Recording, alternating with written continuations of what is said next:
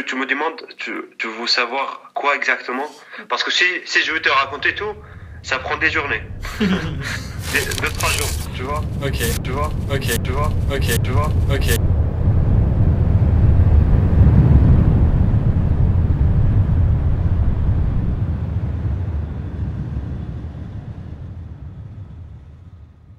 En fait, nous, moi, j'habitais dans les banlieues de Alep. Je sais pas si vous connaissez. Non. C'est le nord de la Syrie. Ouais. Alep, c'est une grande ville nord de la Syrie, près de la frontière de Turquie, vers 100 km, quelque chose comme ça. Et en fait, comme on était dans les banlieues avec les rebelles qui sont contre l'État, parce qu'en fait, quand la révolution a commencé, c'était que des manifestations comme ça en Syrie. Mais après, le gouvernement, ils ont commencé de rentrer dans les villages, dans les villes des rebelles pour arrêter les manifestations. En fait, et après, ça a commencé la guerre. L'État il a attaqué toutes les villes qui sont autour de nous, les villages, avec les missiles, avec les bombes, avec Déception. les hélicoptères, tout ça. J'étais déçu. Je ne sais pas, tu entends qu'il y a quelque chose qui tombe, tu vois. Je ne sais pas si il va tomber sur ta toi maison ou à côté? Putain. Voilà, toi ou ton voisin, tu sais rien, tu vois. Toi, là, tu te prépares. Si tu mords, soit tu mords, soit tu restes. Ouais, ok. Pour l'être C'est comme ça. Je rigole un peu, mais bon. Ouais. Non, Le normal. truc, il est plus ça. Mais dans ces cas-là, vous aviez des abris, des caves où vous cachiez parfois? Rien du tout. Rien du tout. Rien du tout. Voilà, rien du tout. Rien dans la maison, rien du tout. On a déménagé, on a pris un appartement de quelqu'un de nos connaissances à Alep. On a habité dans un lieu qui était pour l'État, tu vois. Pour l'État, C'est pas trop. c'était à côté Si, c'est trop. Mais il faut comme le risquer. service militaire aussi. Il faut forcer le Là destin. où sortent les bombes, en fait. Là où sortent les bombes pour bombarder les villages des rebelles.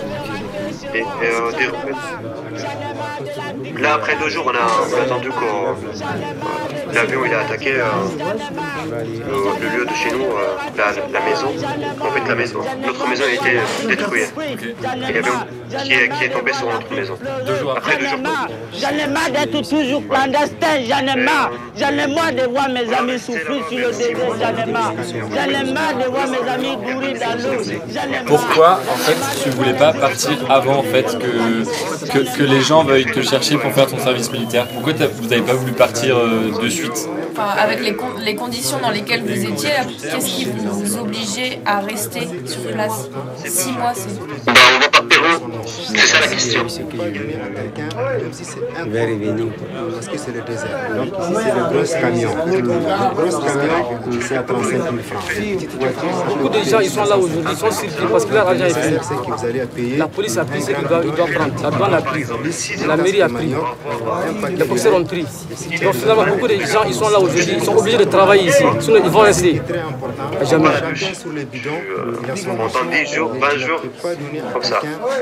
Par exemple, quand il y a un bombe qui tombe, Ouais. bah, tamiser avec ton on part pour les aider, pour sortir les gens qui sont encore, Ok. pour voir si quelqu'un encore vivant, tu vois. La partie, elle avait vers... c'était la première fois que je vois que je vois les gens, ils meurent devant moi. C'était la première fois que je vois direct. Il y avait vers 30 personnes qui sont mortes. Sur des blessés vers 15, 20 maisons qui sont...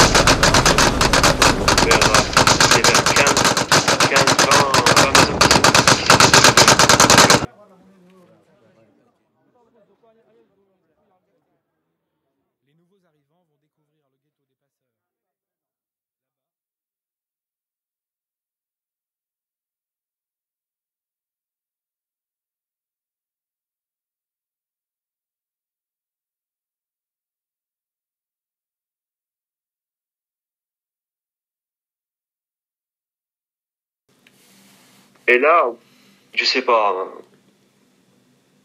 j'ai rentré, j'ai dit à mon père, c'est bon, moi je peux pas rester là, en fait, parce que je peux pas imaginer qu'un jour, une bombe qui tombe sur ma maison et que je vois, par exemple, ma soeur ou un de mes parents devant moi, qui meurt devant moi. Là, je peux même pas imaginer. Donc j'ai dit, il faut qu'on part, il faut qu'on quitte la ville. On part à Kobani.